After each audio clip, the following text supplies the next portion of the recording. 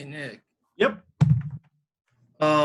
So is chapter 12 stuff due Friday or is that like Oh, no, totally not. If it says that on Canvas, ignore that. yeah, okay. I need to fix that. Everything's been pushed around and I have not gotten around to looking forward on Canvas. I didn't expect anything to be coming that soon. So my apologies. If it looks like Okay. you've got no, there is definitely not chapter 12 stuff due on Friday. My bad. Okay. Yeah. Problem So said A and B were both due. I was like, okay, this is interesting. yeah, no, that would be kind of crazy. In fact, one of the announcements I'll make in a little bit is that I'm going to the second half of chapter 9 is a ton of problems, and I'm actually going to split that up and push some of them probably, I don't know. I don't know if I'll just drop them or push them into some future time. It's complicated with the exam coming up. I don't want to have a big homework due while you're working on the exam, but I might push a couple of those chapter 9 problems into the exam week because they won't hopefully be too time consuming. But yeah, no, if there says anything about chapter 12, absolutely that is not happening. So my bad and apologies if that's there. Okay. Thank you. Not a problem. Thanks for pointing it out. I'm also trying to put together a quiz with some of the chapter 9 English to logic translation problems, and I haven't had time to get that put together. So that's on my radar as a thing to do, but hasn't happened yet. So all kinds of things that ought to happen and haven't.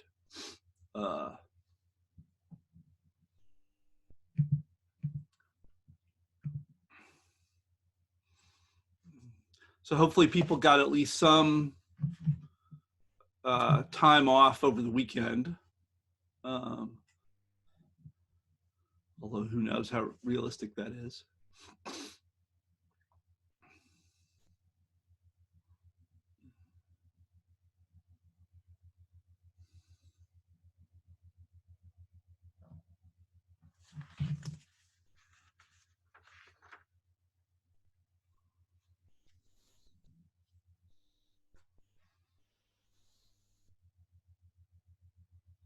Okay, well, let's go ahead and start. So the first half of chapter 9 is due today, was due like now, I guess. I know that I've seen on Canvas that there are people turning it in. A couple of people just emailed me your stuff. You should be able to turn in assignments on Canvas from now on. At least that's my intention. I have to go in and change every assignment to make that possible because that's not how they've been set up in the past. So if you get to an assignment and you can't seem to turn it on Canvas, definitely let me know because that's probably a mistake on my part. But that's the intent, is you should be able to turn in, and I'm providing 3 ways you can turn it in according to Canvas. One is files. So that could be like just photographs of handwritten stuff on paper, which is I think what most people have been doing.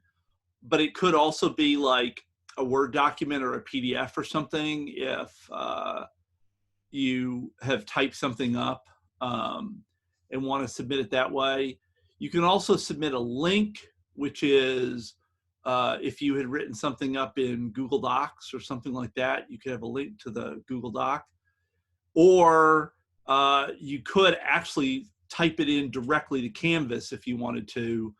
I'm not sure I'd particularly recommend that last one because I think if you were to lose your internet connection or your computer were to restart for some reason, you might lose all your work, and that would suck.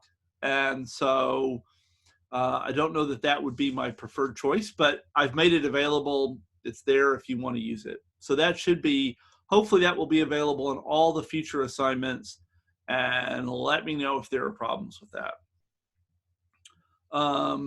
And then as I was just telling Abdi, I'm planning to split 9B into 2 parts. So we'd already split chapter 9 into 2 parts. Now I'm splitting it into 3 parts essentially. And so the second 9B is mostly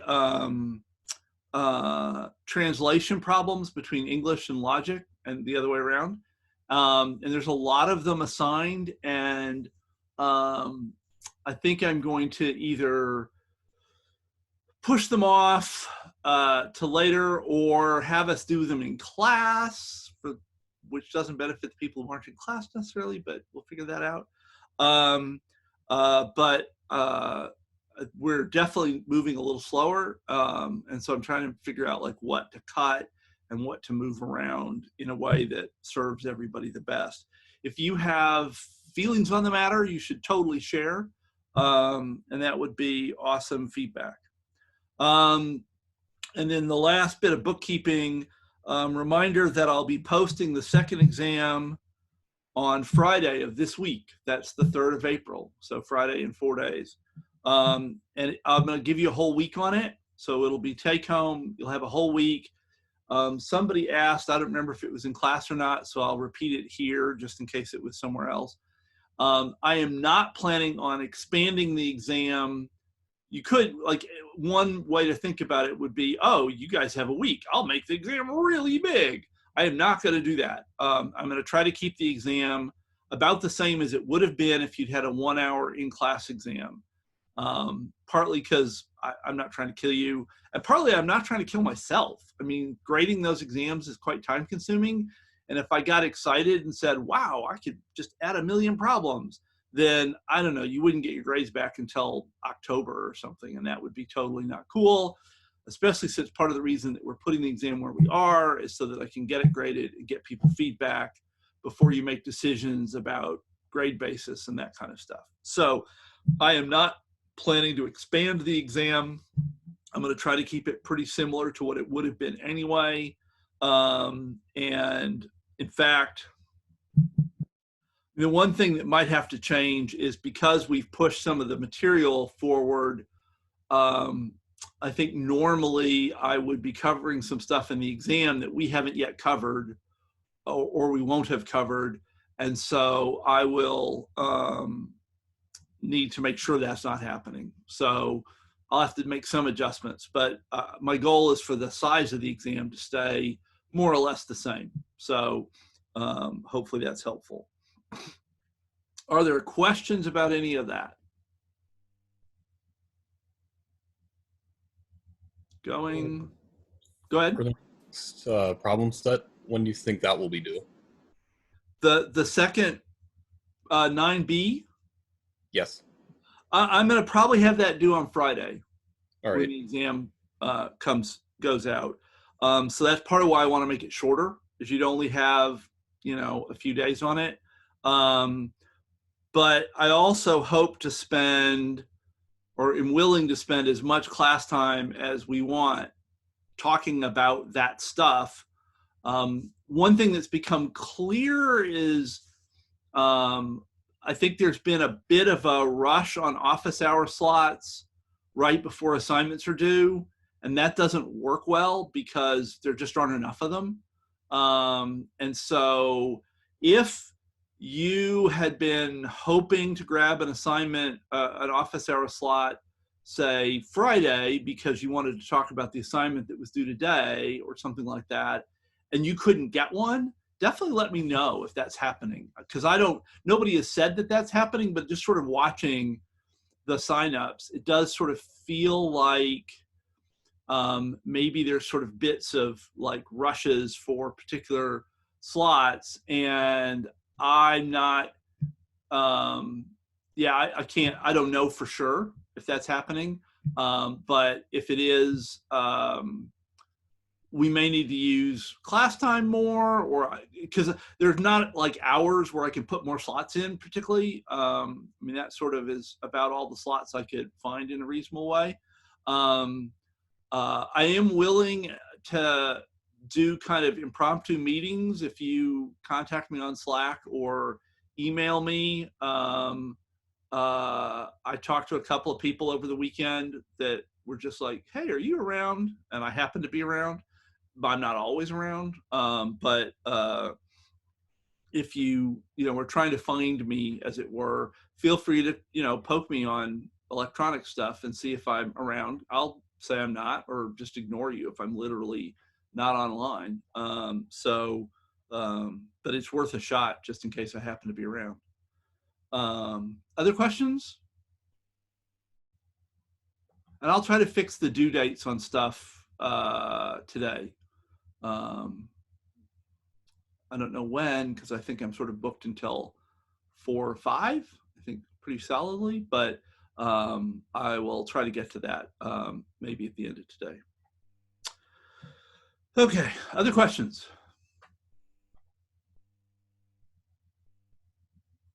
Going, gone. Okay, so I have basically done the examples that I was gonna do of proofs from chapter 9. So if there are proof things that you would like to discuss, now would be a great time to do it. Otherwise, I will move on to the translation between English and logic stuff at the end of chapter 9. Anything? Okay. Then, so in the same way that we had translation from English to predicate, propositional logic earlier, now we have translation back and forth between English or natural language in general and predicate logic. And so before, we couldn't say things like for all and there exists. We didn't have ways, if that was in the English, to translate that into logic. Now we have for all and exists. And it turns out a lot of things that we say in English are translatable into those terms. And so the last half of chapter 9, it's not even a full half, the last part of chapter 9 is about that. Oh, actually, I just realized I did not. There's one other thing I do want to talk about. I forgot. I need to talk about Metatheorem Witness. So let me actually do that first, and then we'll come back to the translation stuff. So I'm going to open the whiteboard.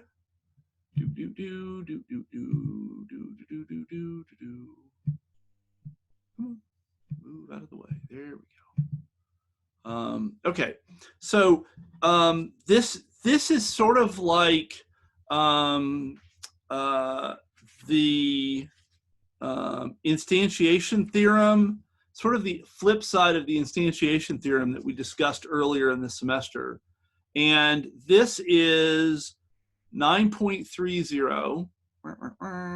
Whoa. Metatheorem, my handwriting is terrible today. Theorem Witness.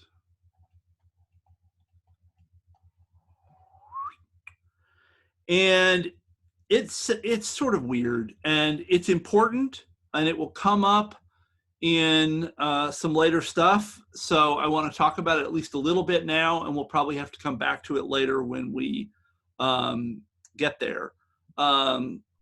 So first, we sort of assume an occurs thing. So we assume not occurs X in P, Q, or R. So this is this abbreviation the book invents to say that X does not appear in any of these expressions. Okay. Then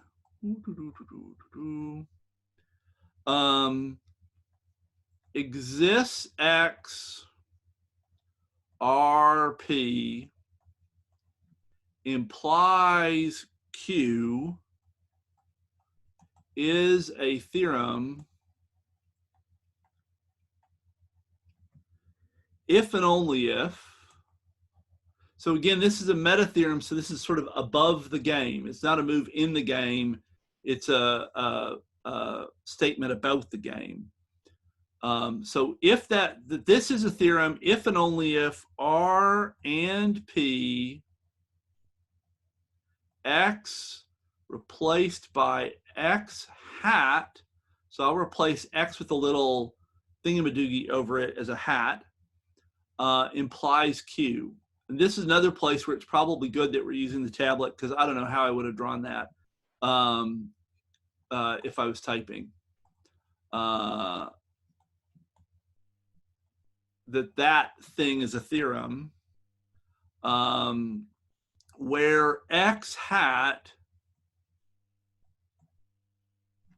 is a totally new name that doesn't appear anywhere else.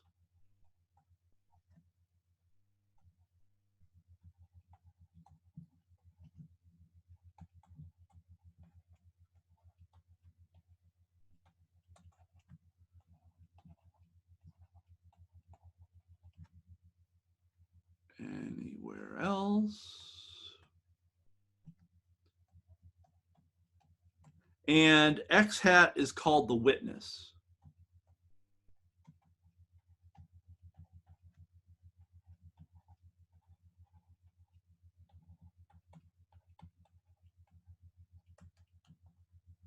Okay, now what the heck does all this mean? It's a bunch of words, and those words were mostly in the book, so I haven't accomplished a great deal so far other than to repeat what it says in the book.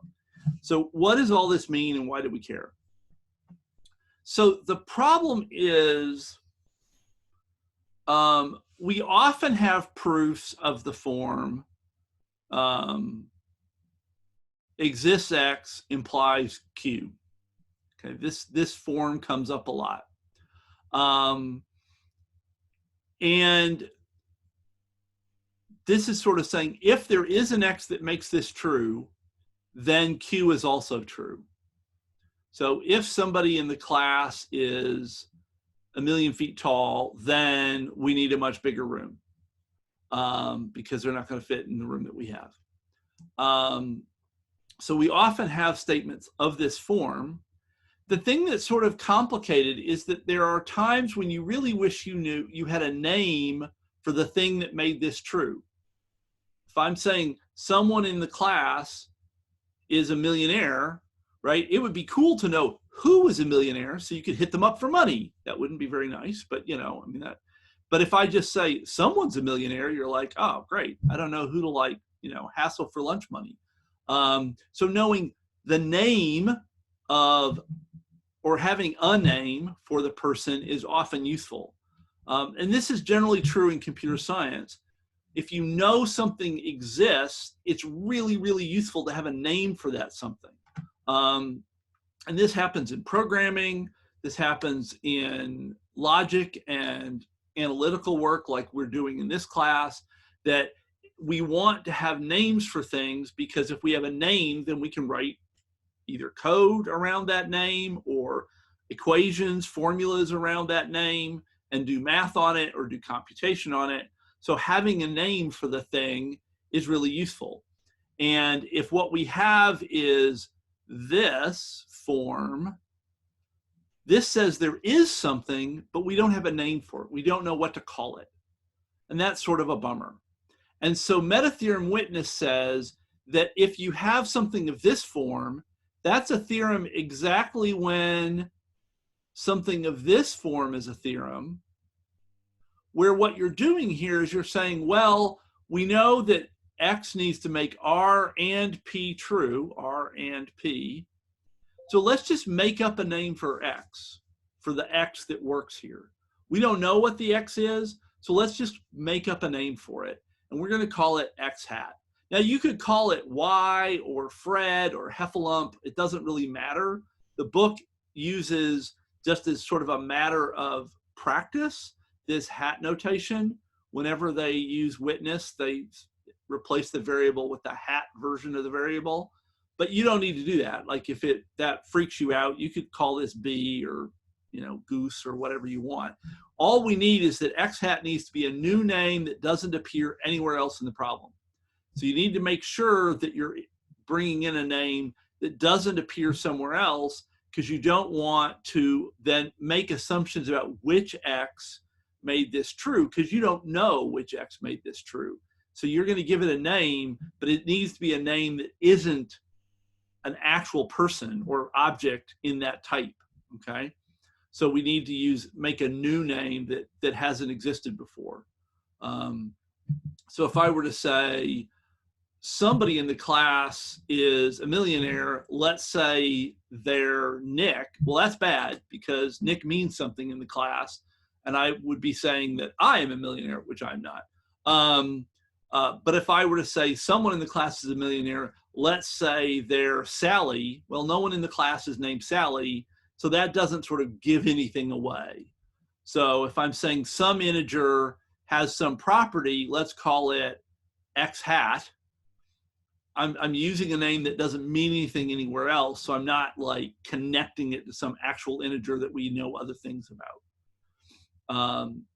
And this is often very confusing, and that's unfortunate that, I mean, they need to introduce it where they introduce it, but then they don't have a lot of opportunities to use it yet, because that doesn't really come up until a later chapter. So they provide some thin examples, but they're not the most compelling examples in the world, because we haven't really reached the point where we care about this theorem yet, or care a lot about this theorem yet.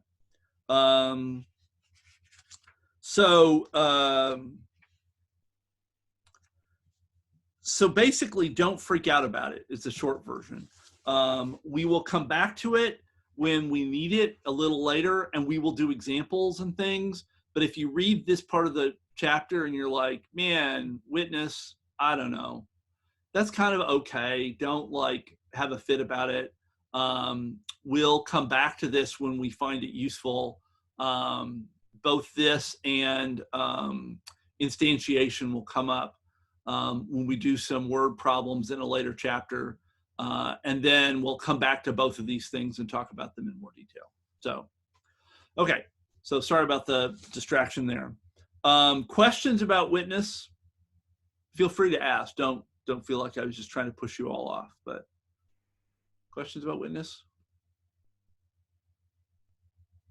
Going. Okay. Then we're going to talk about translation. And there's sort of two big problems at the end of chapter 9. Let's see, translation.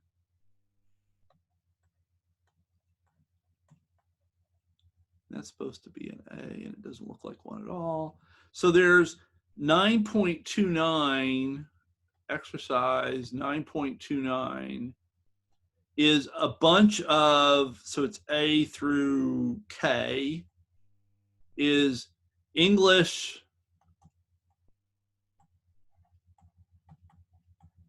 to logic. And that's probably what we'll end up focusing on today, because I doubt we'll finish that today. And then exercise 9.30, which is also got a bunch of parts. Actually I lied. This is actually through M. There's two more on the next page that I missed.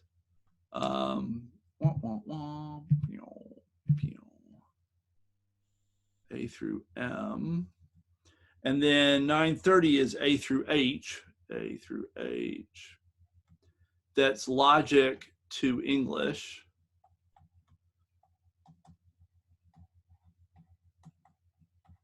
And so we'll definitely talk about the English to logic part today. Whether we start the logic to English part today depends on timing and questions, and I don't know, so we'll see what happens. Okay, so let's start with an example just so we have some idea of what these things look like. So I'm gonna make a new page, and we'll do exercise 9.29B. Okay. And we're supposed to translate the statement some integer is larger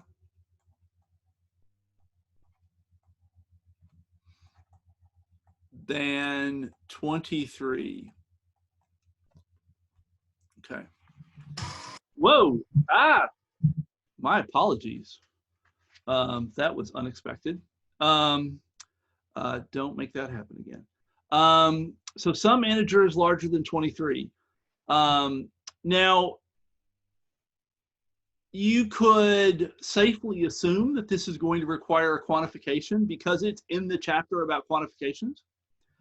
And there are basically two to play with. There's for all and there's exists.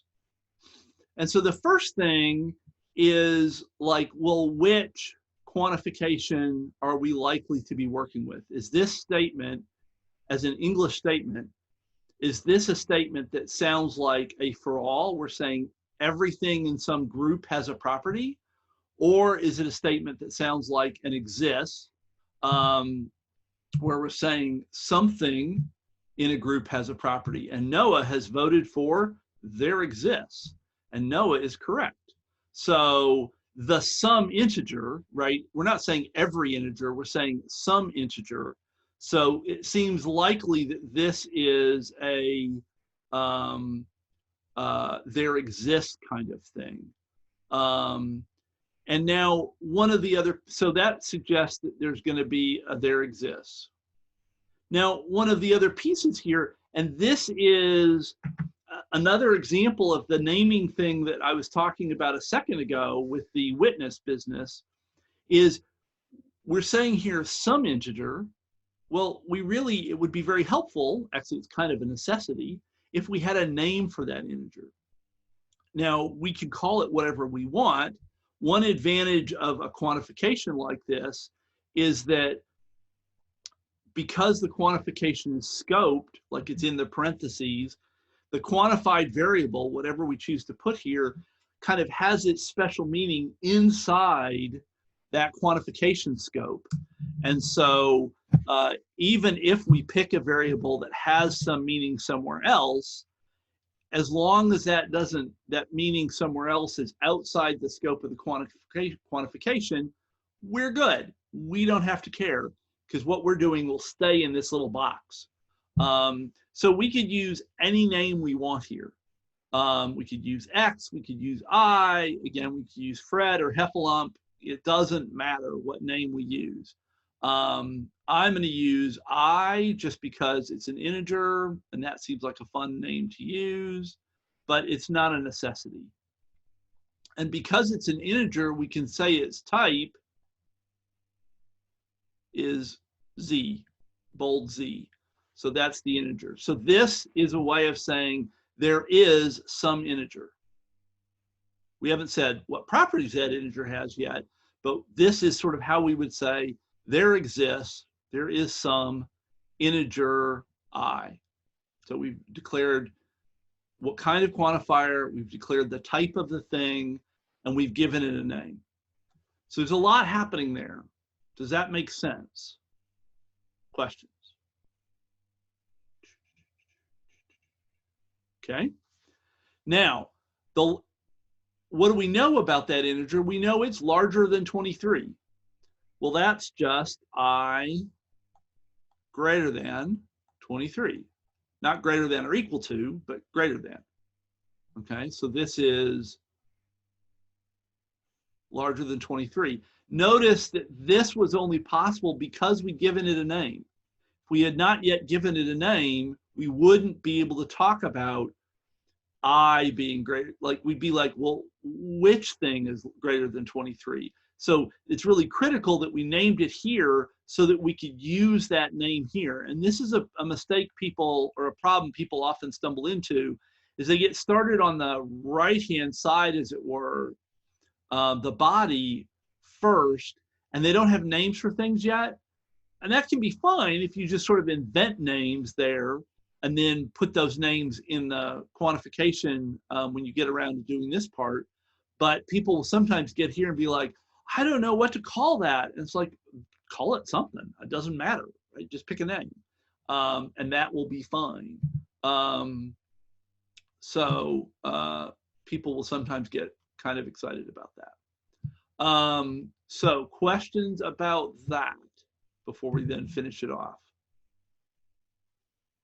Okay, so now that we've kind of worked out the two main pieces, then the overall solution is just to join those together, and that we have exists I of type integer bold Z. There is no range here.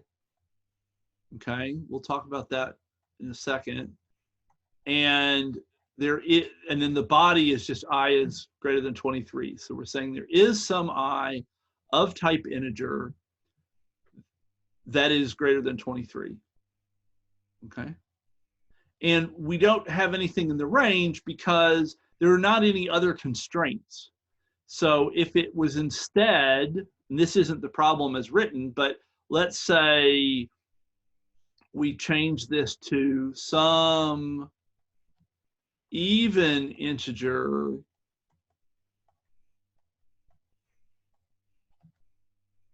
is larger than 23.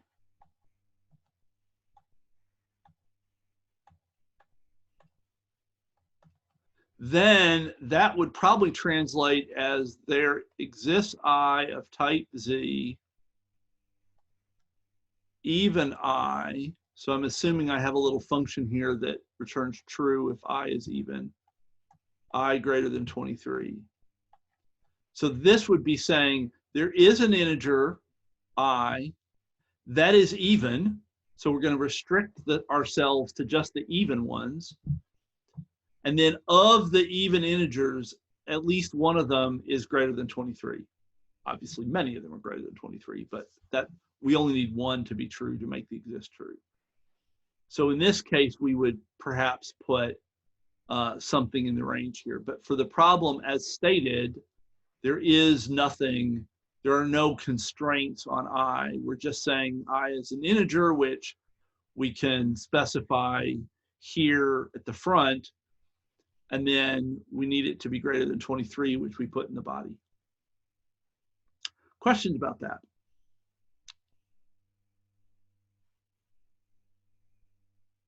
Going, gone. Okay. So now, before we leave this one, there's a bunch of these problems in the book that have even and odd. And they say, see, how do they phrase it? Use only addition and multiplication. Do not use exponentiation, division, mod, or predicates even x or odd x.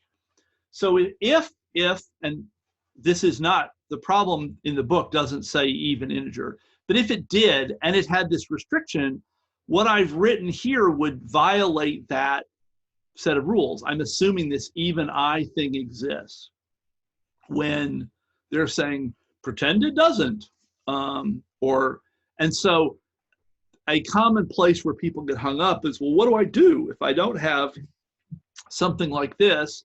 How do I say that I is even if I can't just use a function like even I to check for evenness? And the trick there is we can use quantifications to do evenness and oddness. So I'm actually make a new page, and I'm gonna say evens, odds. So if we have even dot x, say, so that's saying x is an even number. Well, if x is an even number, what does it mean for x to be even? Okay. To be a multiple of 2? Yes, exactly. X is even if it's a multiple of 2. So what does it mean to be a multiple of 2? It means it's 2 times something. Well, the something there should be a clue that we might need a quantifier. Like it's 2 times, I don't have a name for that. So we could say that this is equivalent to, there exists some other value y that's an integer such that x is 2 times y. So we're saying here that x is even is equivalent to, so we could use this expression instead of even.x. It's equivalent to saying there is some y such that x is 2 times y. It's a multiple of 2, right? This is what it means to be a multiple of 2, is x is 2 times something, and the quantifier allows us to deal with the something problem, right? 2 times what? Oh, y. Well, what do we know about y? We know that y must exist and that it's an integer. So x is even if there is a y that makes this true. Okay? And oh, Justin asked if they said in the book to not use multiplication. They actually said use only addition and multiplication. Do not use division, mod, or predicates even or odd. So in chapter 9, in these problems, we're allowed to use addition and multiplication, but we can't use the other things. Does that make sense? Cool. So that's even. Now, odd. How could we do something similar to this for odd? Anybody have any suggestions?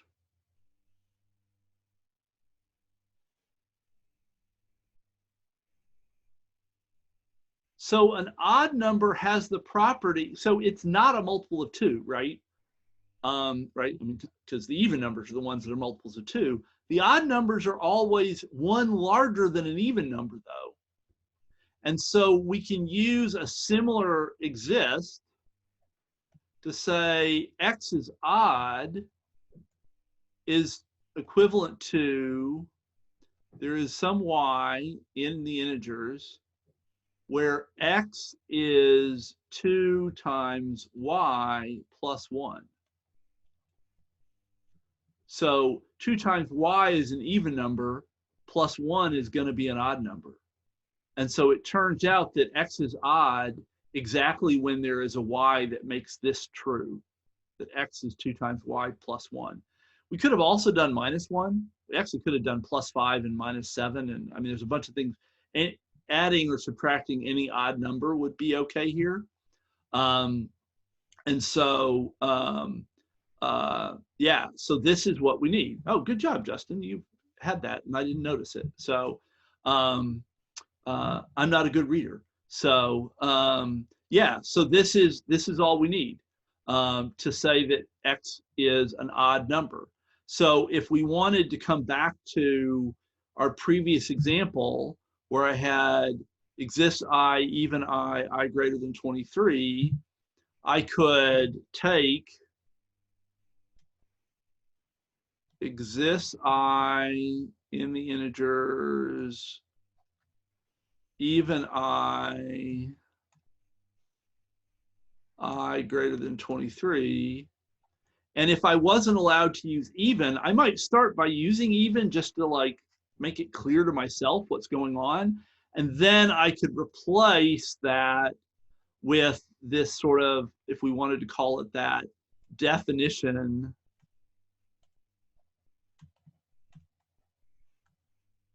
of even,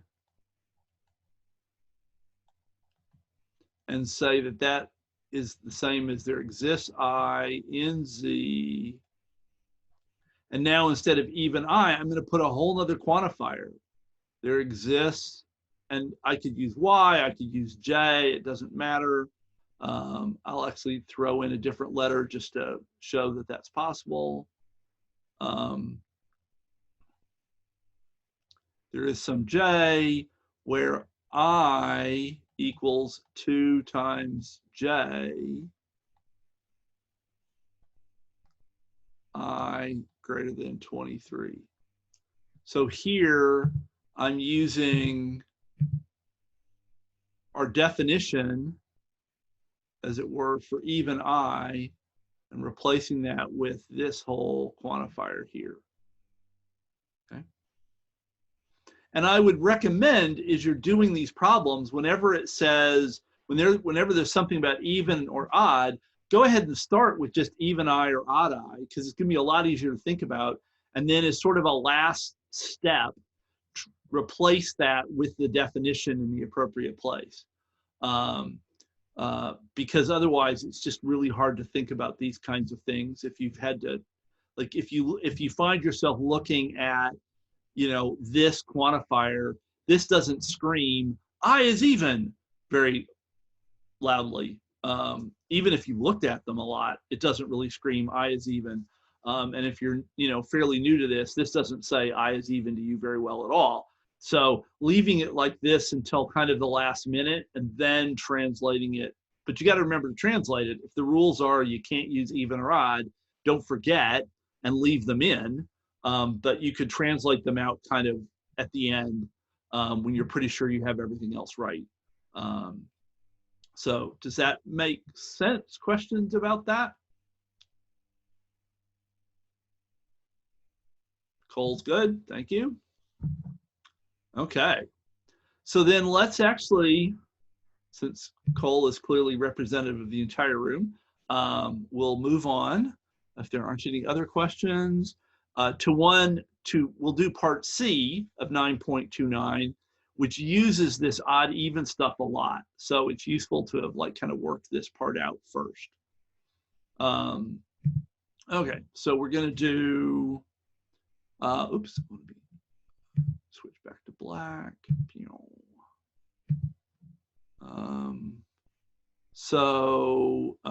We're doing exercise 9.29C. And the statement we're translating here is adding two odd integers yields an even integer.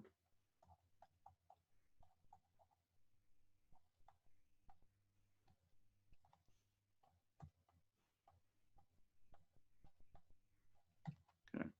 And again, with the qualifications that you can't use even, odd, etc. But I'm going to use them at the beginning and then we'll replace them out at the end. Oh, and this should have been adding. I clearly am not capable of writing words. Okay, adding two odd integers yields an even integer. Okay, so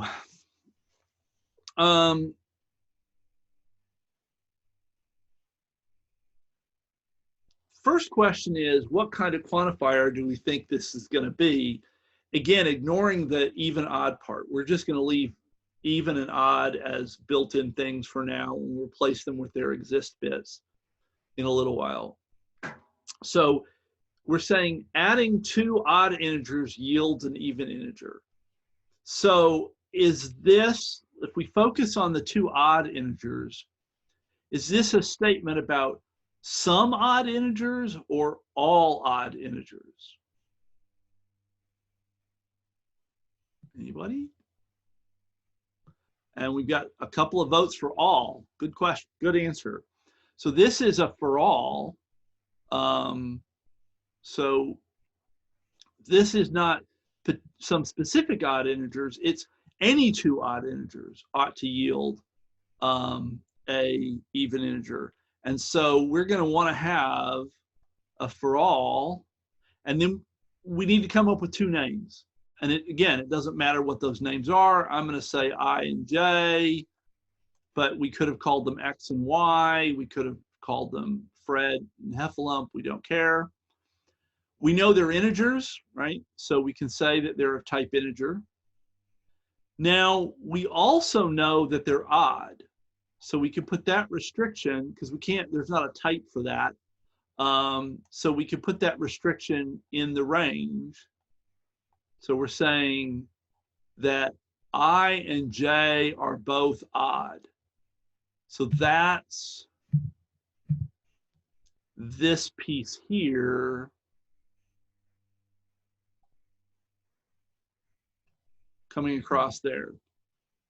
So this says for all integers I and j without any constraints, but we need to limit it to just odd integers. So we do that in the range. And for the moment, I'll use odd I and odd j, and we'll clean that up later on.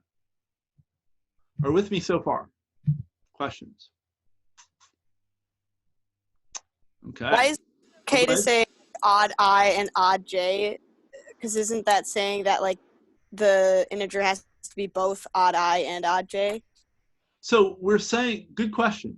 We're saying here that for any pair of integers, I and j, so there's two integers, I and j, and we need both of them to be odd. And that's what the odd I and odd j is doing. It's saying I needs to be odd and j needs to be odd, okay? So if we were like, I don't know, any two left-handed people make an awesome ping pong team. No idea why, right? It's important that we're saying for any two people, P and Q, and that they both need to be left-handed. So it would be left-handed P and left-handed Q, right? We've got to make the statement about both of the people on the team. And so here we need both of these integers, I and j, to be odd, not just one of them. So we're saying I is odd and j is odd.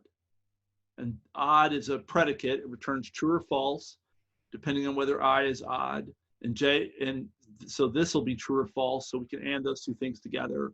So this will be true if both I is odd, both I and j are odd. It'll be false if either one of them is even. I have no idea if that answered the right question. No, yeah, I got it. I just got kind of confused because, like, I know before we couldn't put, like, even.I and odd.I for, like, all the numbers, but I think it's just different because there's two different numbers. Yeah. Yeah, right? Like, if this was odd.I and odd.I, then you'd have P and P, and you could collapse that into a single P. If it was even.I and odd.I, that would be false because both of those can't be true at the same time. But since we've got two different names here, it's possible for them to have different values, okay? So like saying you're left-handed and you're left-handed is fundamentally redundant, right? That collapses to saying Cassie is left-handed. But if on the other hand, I say Cassie is left-handed and Tyler is left-handed, then both of those pieces are important, right? They say different things. One is a statement about you and the other is a statement about Tyler, right? Does that make sense? Yeah, that makes sense. Thank you. Not a problem. Now, then, so this sets up the left-hand stuff. Now, the yields an even integer. What are we going to do about that? So we got to figure out what to do with this yields an even integer thing. So this tells us that I plus j is even, okay? So we could just say, go back to black here. We could just say even I plus j. So in this case, we haven't actually given this a name. And there's an alternative way we could have done it where we would have given, potentially given that a name. But in this case, we didn't really need to. We were able to just sort of do the math and pass that sum into even and say, for all I and j that are integers, such that I is odd and j is odd, it is true that I plus j is even, that their sum, adding them together, gives us an even number. Okay? So this would be a reasonable translation of that piece of English, ignoring for the moment the fact that we're full of odds and evens, which we're not allowed to have. So are there questions about this part before we move on and stick in all the quantifiers for odd and even?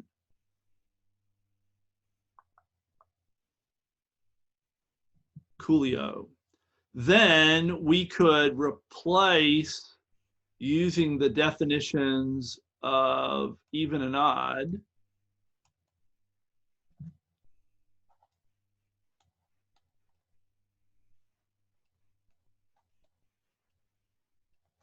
and now this gets really ugly when we make that substitution, because we're going to end up inserting 3 quantifications here.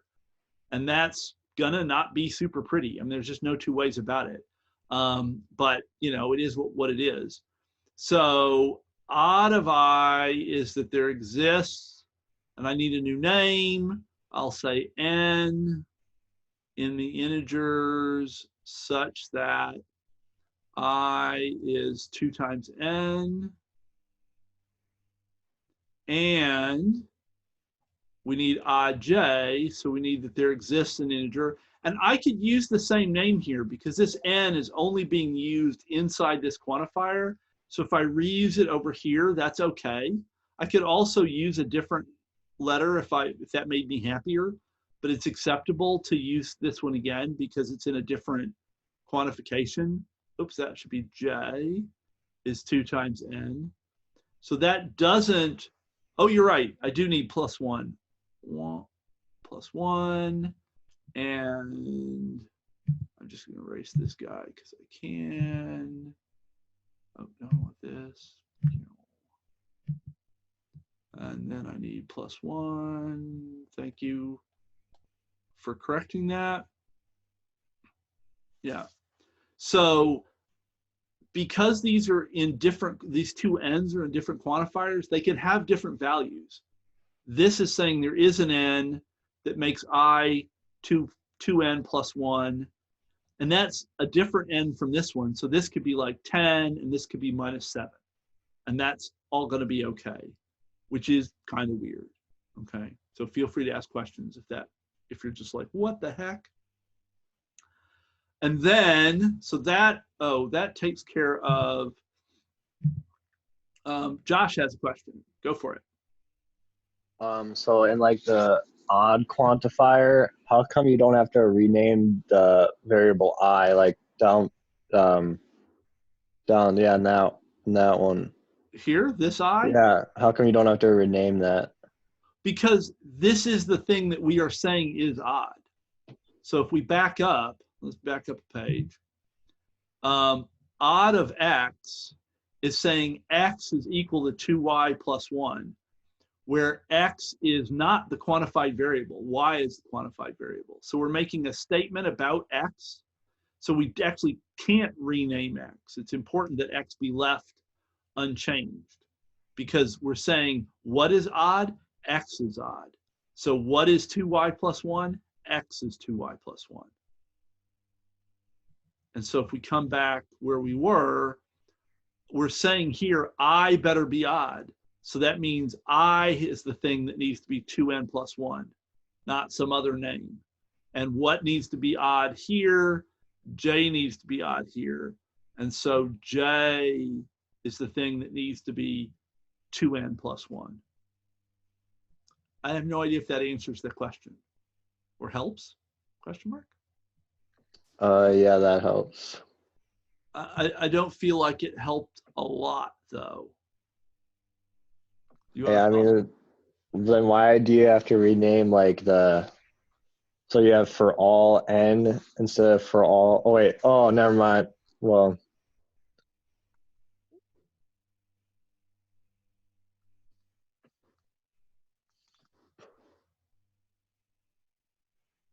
never off, yeah, it makes sense, I guess.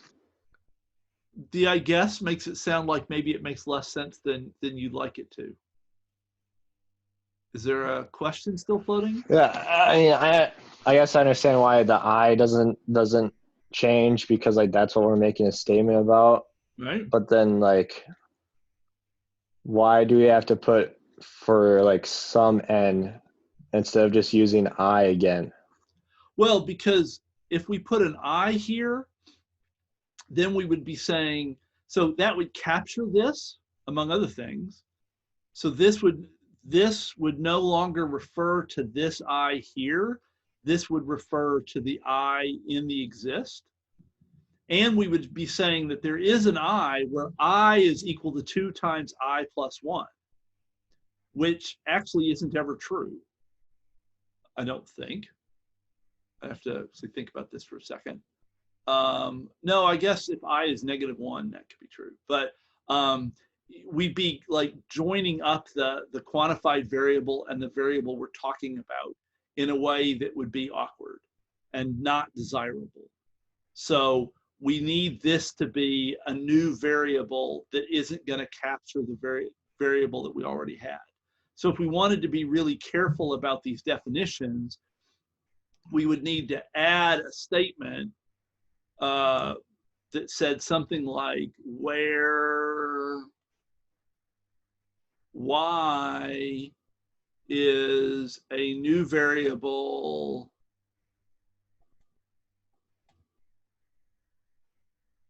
that doesn't appear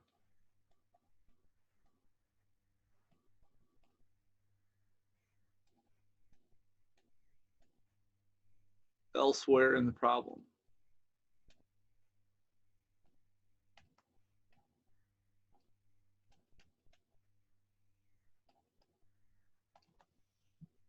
And in our case,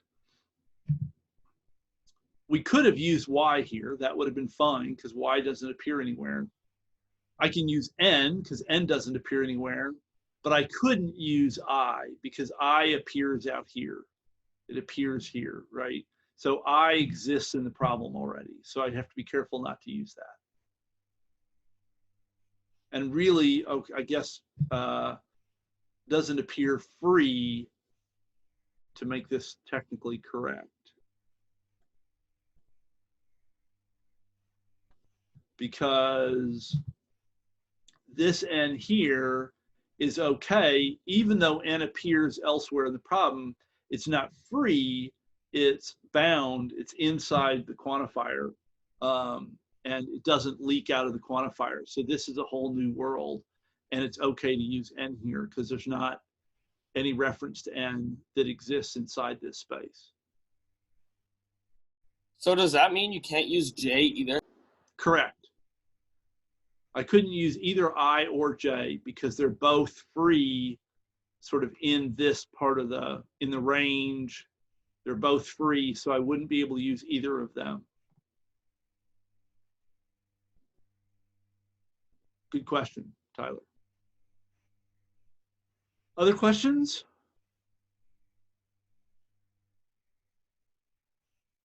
Okay. Now, oh, let's switch back to black. Then we've got colon. I'll put it here. And so this colon is this colon here. And now we have even I plus j, which was there exists. And again, I could reuse n, or I could use a different name. It doesn't matter. And now it's I plus j equals 2 times n without the plus 1 because we are saying even here. So then that tells us that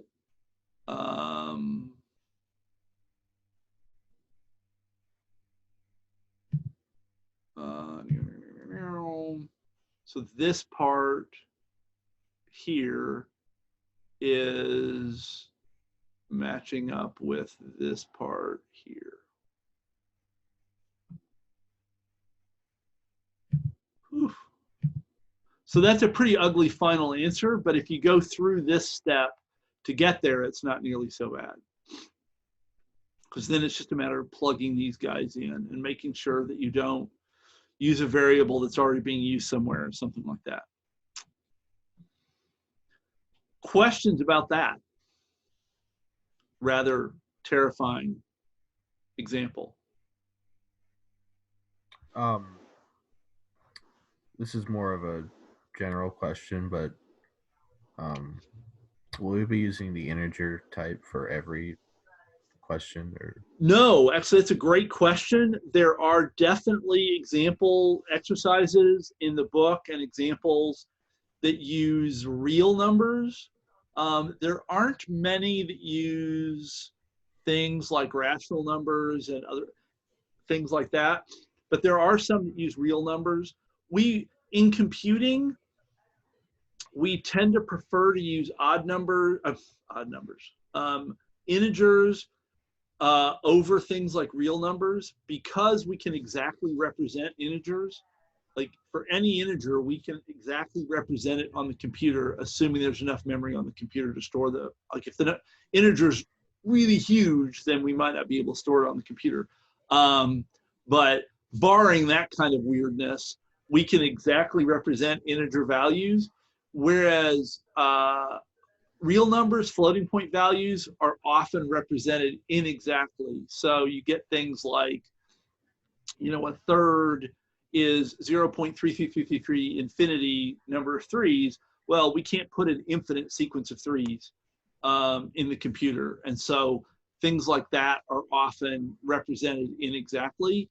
There are ways to possibly deal with the 1/3 problem, but then you also have cases like pi, for example, which is an irrational number. There is no way to represent it exactly inside the computer. So things like that are a pain in the butt, frankly. And so we, if we can, we try to avoid doing floating point math, because floating point math is bad and leads to all kinds of weirdness. So in this class, we will tend to focus on integers, but it will not exclusively be integers. All right, thank you. You're very welcome. Other questions?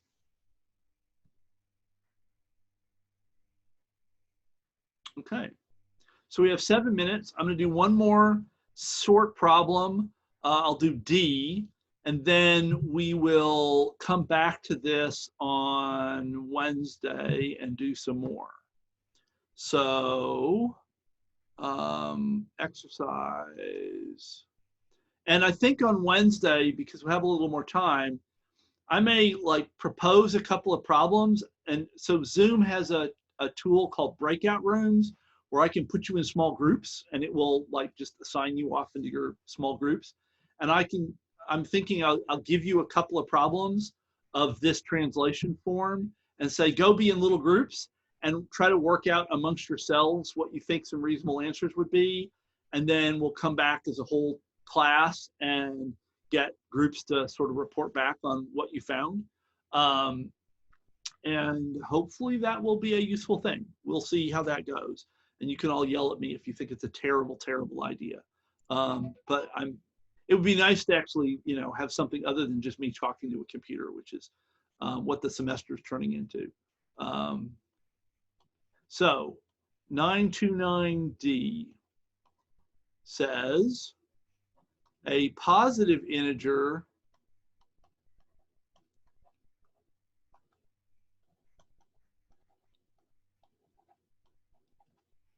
is not negative.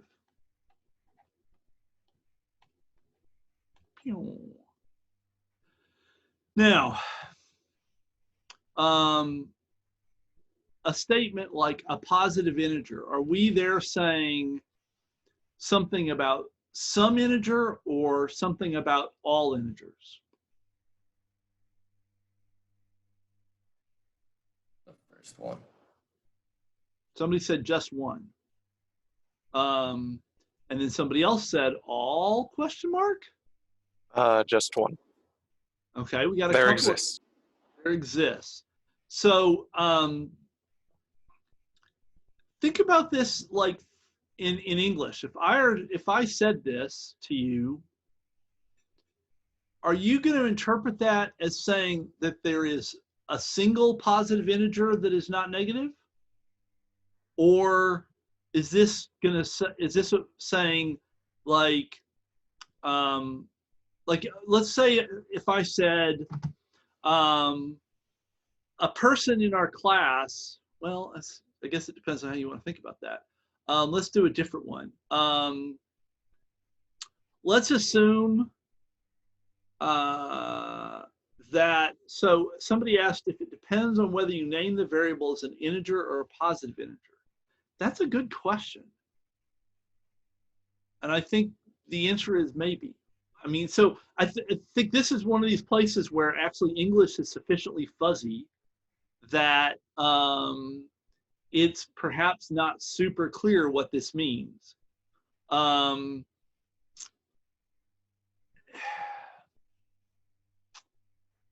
So I read it, so this is very interesting because several people clearly read it as exists. And I read it as for all, but I get the exist reading. So this is a place where natural language is quite fuzzy.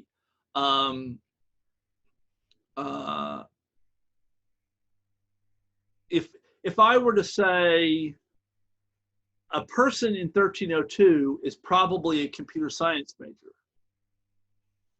you probably read that as a statement about all of the people in the room and not that there is some person who is probably a computer science major.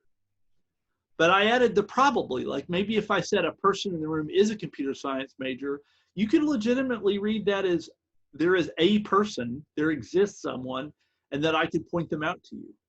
So I think it's not super clear, to be honest with you. Good thing we didn't assign this as a homework problem. So let's do it both ways. We've got 2 minutes. Let's do it both ways quick. So I could do the reading that I had, z n greater than 0, not n less than 0. Okay, so that would be the for all reading. An alternative version of that is we have a notation that the book has talked about, which is z plus, and z plus is positive integers. So it's restricting us to integers that are greater than 0. And so if you use that, you don't need the range part. And then if we wanted to do it with an exists, we could say exists n that is in z, I'll go ahead and put the range in, and not n less than 0, right? So either of these are fine, I would argue, depending on how you want to read it, right? Both are okay, depending on our reading of the English.